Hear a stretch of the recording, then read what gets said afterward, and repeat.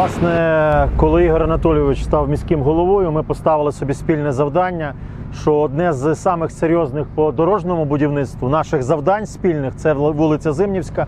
Декілька зустрічей було з паном Кубраковим, це колишній керівник Укравтодору, а власне зараз міністр інфраструктури.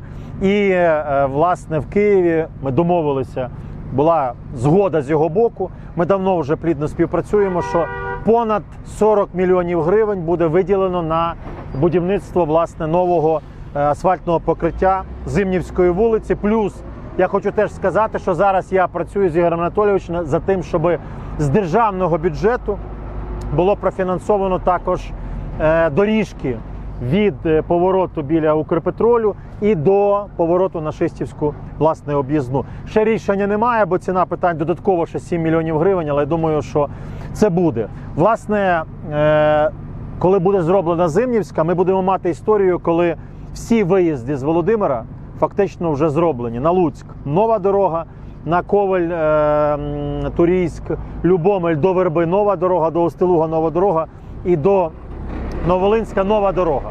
Тому, власне, спільними зусиллями робимо все можливе, щоб дійсно фактично всі основні артерії поблизу Володимира були зроблені. Я думаю, що плюс-мінус місяць часу, фактично до кінця жовтня, сподіваємося, що всі основні ремонтні роботи будуть зроблені, а по доріжках можна зробити і в листопаді-грудні, це не проблема, тому що це бруківка, можна працювати.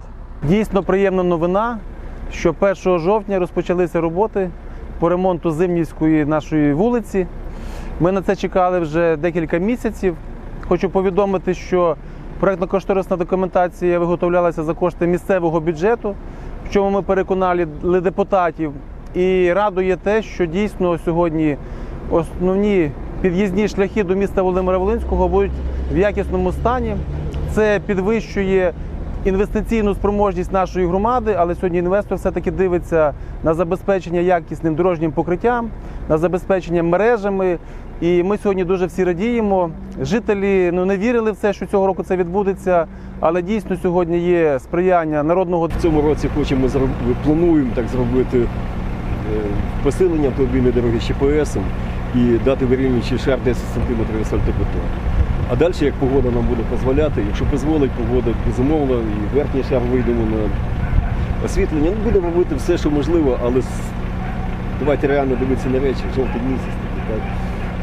Ми предполагаємо, каже, Господь Бог розполагає. Треба робити, не треба. Ні, я розумію, нас Але проєкт передбачає, щоб знали мешканці, тобто і нове освітлення вуличне, нові зупинки, підходи до зупинок, тобто все враховано. Крім доріжок по протяжності даної вулиці, але є сьогодні дійсно бачення, що ми будемо робити документацію на доріжки, далі вже народний депутат, служба автомобільних доріг буде відстоювати, щоб додатково виділити кошти.